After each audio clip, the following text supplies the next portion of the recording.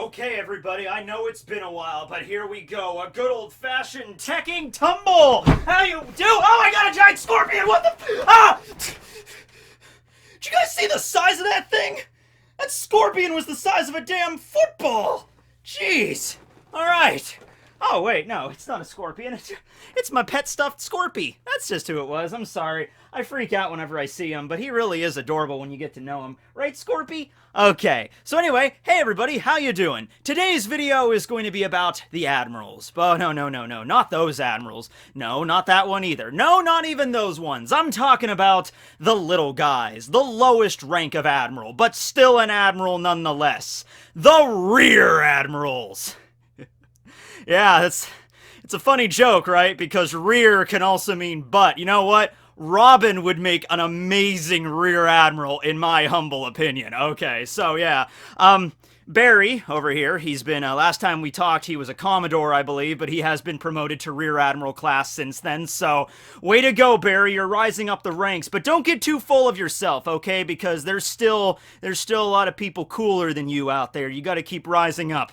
He'll probably be a Fleet Admiral by the end of October, I'm assuming. Okay, so this might seem like a weird thing to talk about, but considering the fact that I've made videos on all the other Admirals, made a video about the Fleet Admirals because that's pretty easy because there's only one Fleet Admiral, and then you have the three Admirals which I've talked about in length because they're like major characters in the One Piece world. Made a single video just talking about the Vice Admirals in general, mostly because I just really like their designs. Oda doesn't really focus on them all too much, or they're like background characters a lot of times, but I like the way they look. Like you have Dalmatian, the dude with the Dalmatian zone, Onigumo, who has like a spider zone and he can like spider legs coming out all over his body. That was pretty cool. You have Strawberry, the dude that just has a giant forehead for no reason. Momonga, who's just amazing. So did a video about the Vice Admirals, but I'm gonna make a video about the last of the Admiral class, okay? The little guys, okay? And also Koby was just revealed in the last chapter to be promoted to Rear Admiral, which is very, very impressive considering Koby's like 18 years old. Like, at what age does it get to be weird to be a Vice Admiral or an Admiral? Like, all the Admirals are, like, in their 50s. The Vice Admirals are very clearly, like, in their 30s or 40s, like, they're older. Smoker, I think, is in his 30s, yeah, so he's a Vice Admiral, right?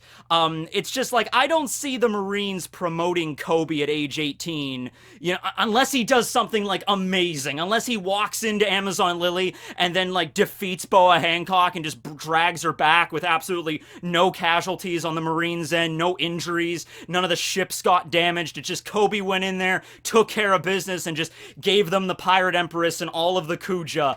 Maybe then they'll like, all right, Koby, we'll put you in recommendation for the Admiral class because, yeah, you're young, but you seem to have some promise here, okay? It's very, very impressive Koby got where he is right now, okay? Honestly, when I read that chapter, the last chapter, 956, when I saw it, like, Rear Admiral Koby, I was like, are you sure, Oda? Like, that's a pretty big jump. He was a captain, like, right before Reverie, and then he jumped over the Commodore rank, and now he's already at the Rear Admiral class. I'm like, that's pretty cool. So, let's talk about this. The Rear Admiral class is kind of the one that's the most overlooked in all of One Piece, okay? Because mostly we're focusing on the Fleet Admirals and the Admirals, okay? Because they're super, super strong. The Vice Admirals are also, like, the really powerful force of the Marines. You know, don't underestimate the Vice Admirals, okay? Like, you have like Momonga going up against like Zoro. Like, I don't think that would just be an easy fight for Zoro. I don't think Zoro could just like shing and then like take him out in one hit. I mean, it's gonna be a fight there, you know?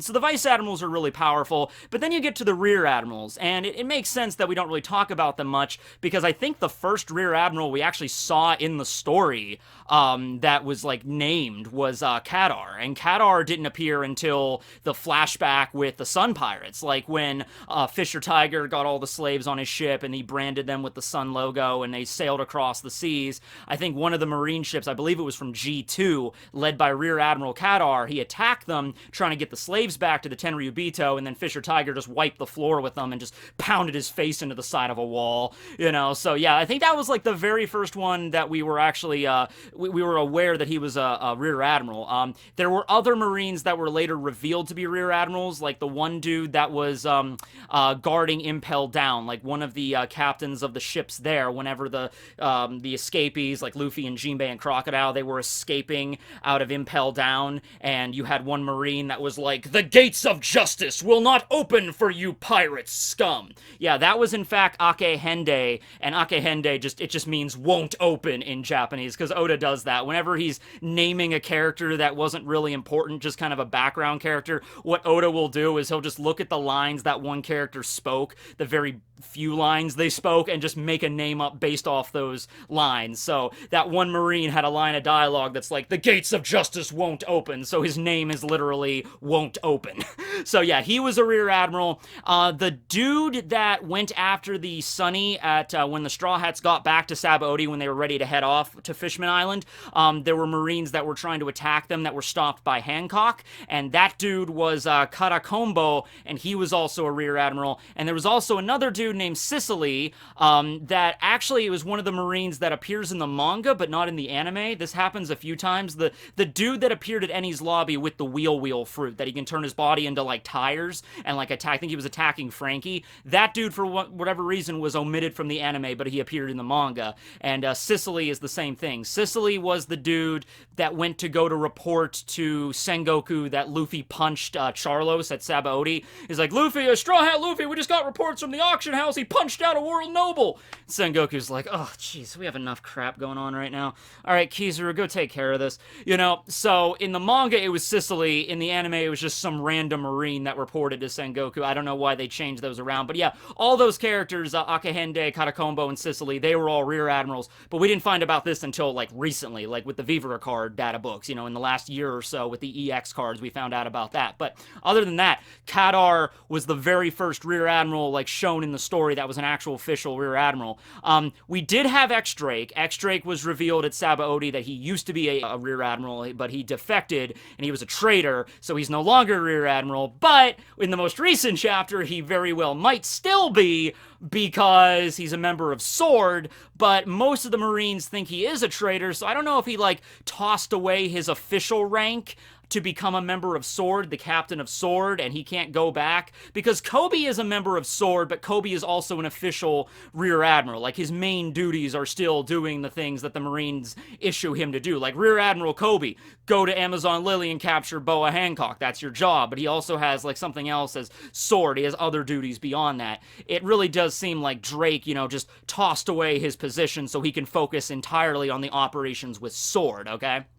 So, what exactly is a Rear Admiral? All right, well, historically, the name is pretty indicative of what it is. All right, so let me throw this out there. Anybody that's a fan of, like, warfare, or maybe plays a lot of, you know, war video games, I don't know. All right, so you got a fleet of ships. It's like 1827, I don't know, 1827, you got a fleet of ships for the Royal British Navy. All right, now, the commander of those ships is going to be an admiral. Where are you going to put him in that ship? Are you going to put him at the front? That's not a good idea, because enemy ships are going to attack. You don't want the admiral to die in the first volley, all right? So the admiral, kind of the commander of that entire fleet, he's going to go right in the center. All right, so he can kind of command, you know, the front of the fleet and the sides and the back, you know, and he can kind of just orchestrate this entire fight, okay? The vice admirals would be the ones that would kind of be the right-hand men of the admirals, and they would be kind of in charge of the vanguard unit to attack directly. And the rear admiral, as the name implies, guards the rear, which is the least likely place that, you know, there's going to be a lot of damage, okay? And it's also because of that reason that the rear admirals are usually the most junior officers in that regard.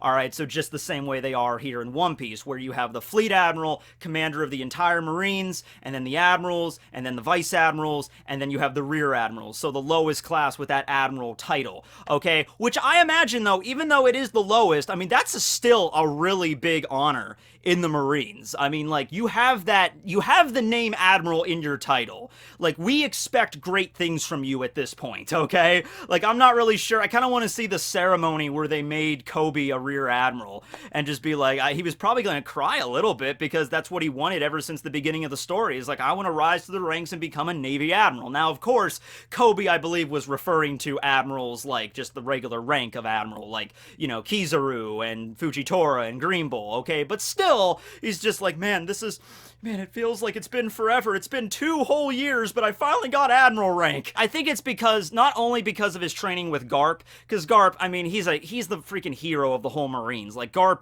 I made that joke, earlier, that Garp is like the Uncle Sam of the Marines, like, join the Marines today, kids. But no, seriously, like, he really is. Like, this would be like being personally trained by, like, General Patton or something, Like, you're gonna have, like, higher authority just because of that alone. But also, Koby, I mean, he's pretty strong. He has an aptitude for observation that's really freaking high spec. He might even get to like Katakuri levels of observation with how good his observation is.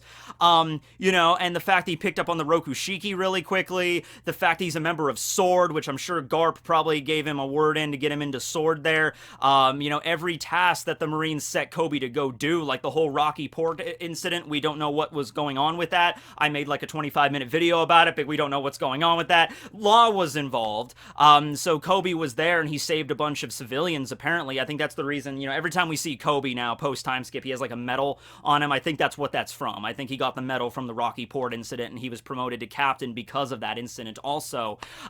He saved the Dressrosa ship and also the Protid's Kingdom ship from an enemy attack before Reverie. So maybe that's the reason he got promoted to Rear Admiral all of a sudden, or maybe he did some other things to protect the ships and they're just like, man, this Koby guy, like, maybe it's like literally every single job they send Koby out to do, he ends up doing it with like minimal casualties, minimum damage. You could say that's just luck, or you could say that's skill, or some combination of the two, but it's like he's only been in the Marines for a little bit over two years. It's been like 2 years and 6 months at like most, when he went from being a chore boy at Shelltown mopping up the freaking stalls, just be like, oh man, yeah, you guys have fun. I think I saw Commander Ripper come out of there and he ripped it all over that latrine, so you have fun with that. You're gonna need a backup mop, maybe 3.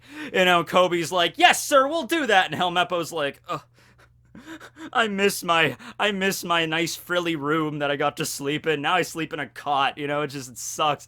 So I mean, maybe they were the best damn janitors that the Marines ever saw in their lives. You're like, man, I see you mopping up the latrines.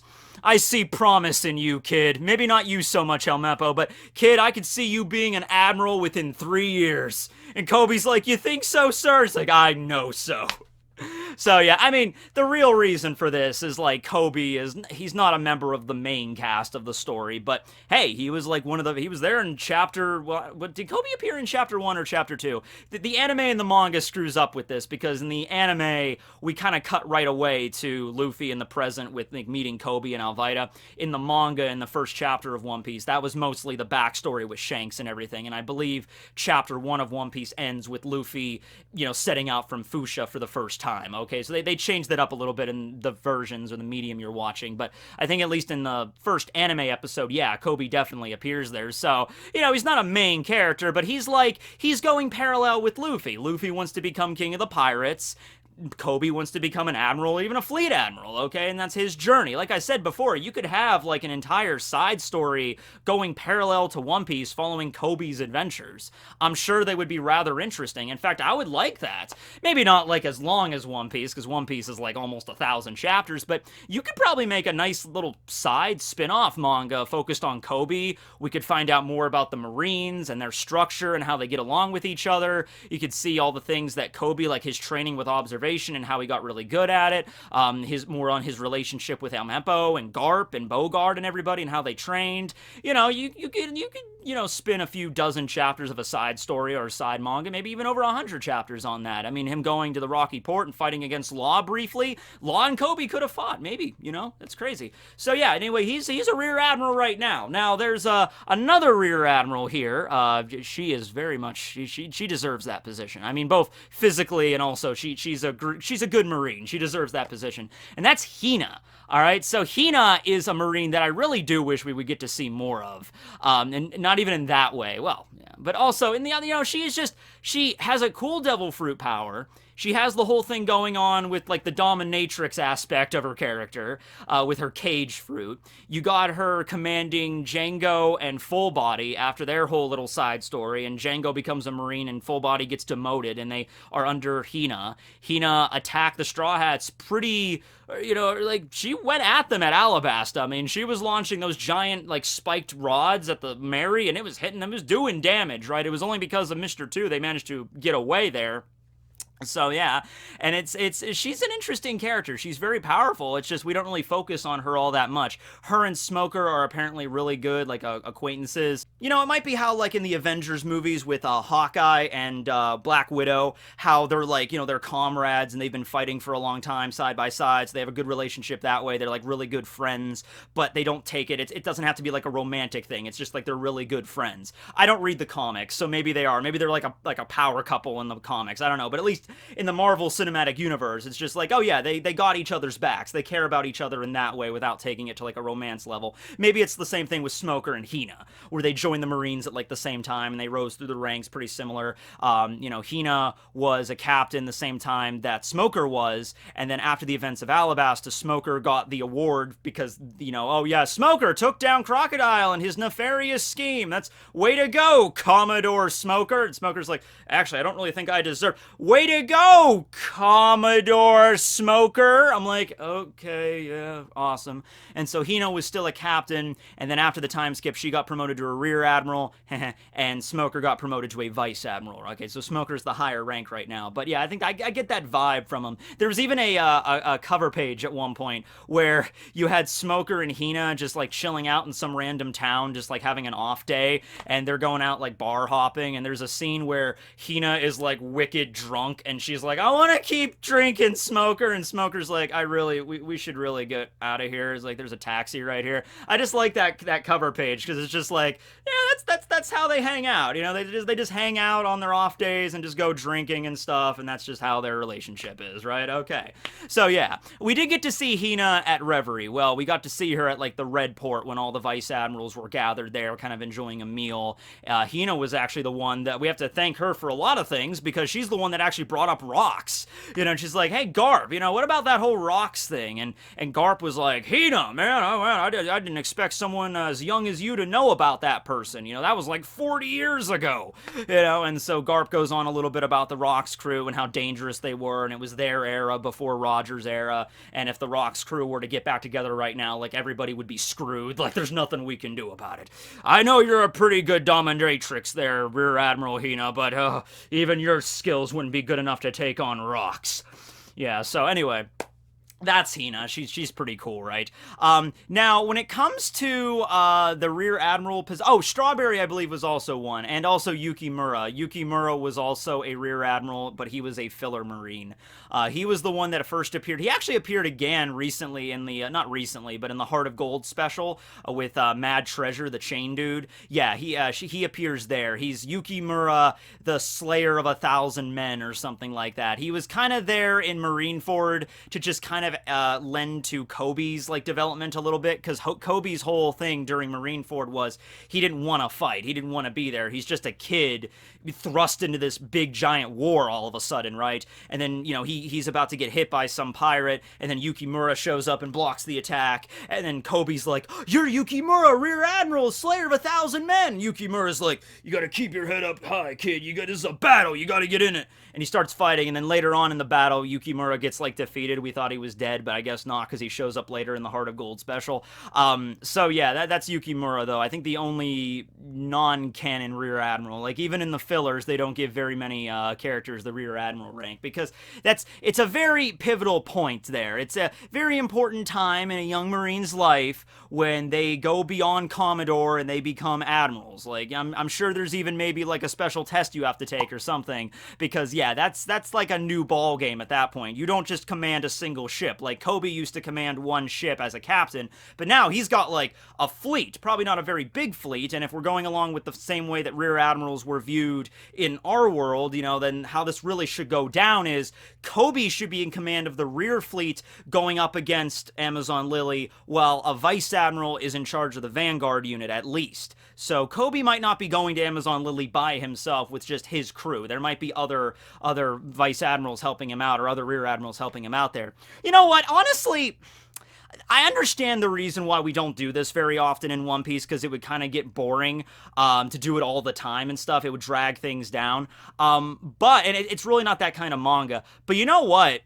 How would you guys feel about one battle in One Piece every now and then with the Marines that's like an actual, like, tactical naval battle, where we kind of break it down like an actual fight would be in, like, in a naval battle would be in our world. But it's like, okay, you know, let's lay out the battle plans here. So Amazon Lily's in the comm belt. It's right in the center. That's our target. We're going to land there. We're going to send our fleets to, you know, flank the island and surround it in this way so they can't escape. Koby, you're going to take your fleet and you're going to hang back over there. Let's just say it's Vice Admiral Stainless. No, Stainless is with Buggy. Let's say it's Vice Admiral Onigumo. Let's say it's the Spider Dude. And it's like, Spider Dude comes out, he's smoking a cigarette, he's like, Koby, you go over there. All right, what we're going to do is we're going to take our fleet and we're going to attack the island head-on as a distraction. So they're going to head to the rear of the island, so then we're going to reverse back, and then, you know, Rear Admiral Hina, you're going to attack that side, and you're going to capture everybody with your cage powers.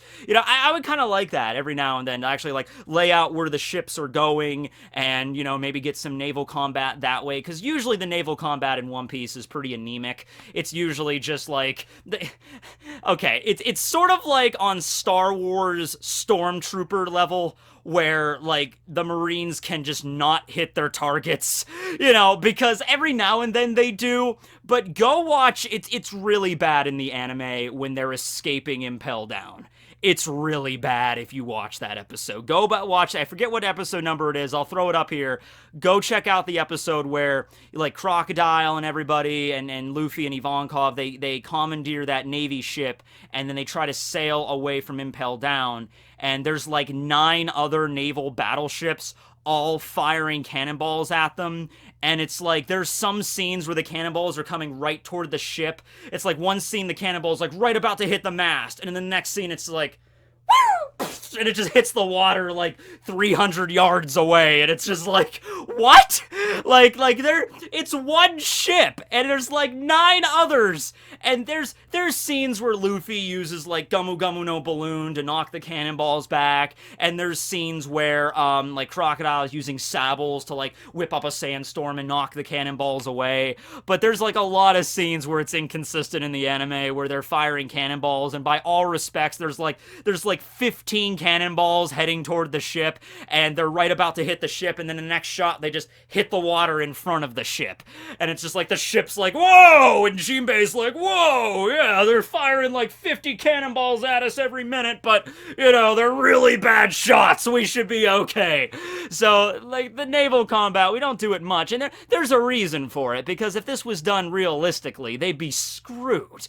They'd be screwed. They have one ship, they have a few, like Crocodile, they got Mr. One, they got Luffy that can, like, block cannonball fire.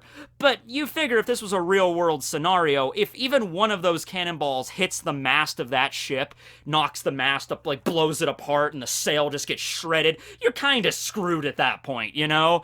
It is the comm belt, though, so I guess they would have to have some paddles on their ship to keep it moving, but you know what I mean? Like, a ship gets hit enough times with cannonball fire, like, especially by 9 other warships that are all targeting the same exact place, that ship's probably not gonna last very long, alright? But yeah, anyway, I'd like to see that. Kind of like Kingdom, where Kingdom will break down, like, Kingdom does it, like, to a really big extent, because that's, like, the whole premise of that manga is, you know, you don't just dive in for the battle, it's like, we gotta lay out the battle. It's like, here's our Vanguard unit, they're gonna go over here and do this. Tactics is a whole big deal of Kingdom, you know, like, they have a whole section of, like, okay, here's the tactics and what we're going to do with this battlefield, and make use of, like, okay, it's a little bit of a hilly terrain, so we're gonna to take advantage of that during the battle. It's all that kind of stuff with Kingdom. So I'm not talking about on that level with One Piece, but, you know, I could see that working maybe for one particular fight every now and then, very spaced out, like Koby and some other admirals attacking Amazon Lily. I hope we focus on that in the upcoming chapters. We probably won't, because we really need to get back to Wano, but do we really? I mean, Wano, like, we just blitzed through a whole week in Wano of training, and now the day of the final battle has arrived. You know, it's not going to be like the very first chapter of, you know, Act 3 is going to be getting into the actual battle with Kaido. It's honestly, I could see a few chapters just focusing on the Fire Festival and what it's all about, actually, like the actual festivities before we get to the actual attack. But that's my point, though. It's like, it's suspense, it's buildup. So Oda, honestly, dude, you can give us a little bit of a pre-show here. You know, Oda can give us like a few chapters of Rear Admiral Koby attacking Amazon Lily and the other Marines attacking the other ex-warlords, and then after a few chapters of that, we cut back to Wano. Our appetites have been satiated. Like, oh man, those were epic battles. And then Oda ends it out with like, yes, those battles were epic, but the battle with Kaido and Big Mom at Wano during the Fire Festival will be even more intense. It'd be like, oh, I'm ready. My body is ready, Oda. You know, but I don't think we're going to do that. I think we're probably just going to cut back to Wano either this week or next week. Yeah, that's the way that's going to go. But anyway, yeah, I just wanted to talk about the Rear Admirals here, because it's an interesting rank. And, you know, I talked about all the other ones. I'm not going to make videos about every single class of Marine. Maybe Seaman Recruit, but not every single class of Marine. But I felt like it's my duty to talk about the Admiral ranks, okay? Well, anyway, who's your favorite Rear Admiral, which I know is basically a choice between Hina and Koby, or possibly X-Drake if he still technically has that rank, which I don't think he does. I think he tossed it away to get the sword position, but yeah. Because it's kind of hard to be a full-time Supernova and a part-time Rear Admiral and a part-time sword member. So it's like, yeah, he has to cut something out of his schedule to make this work, right? Well, anyway, thanks for watching, everybody. Salutes to Rear Admiral Rear Admiral Barry here. Yeah, okay. I'll go mop the poop deck. Oh, Giant Scorpion! What the fuck?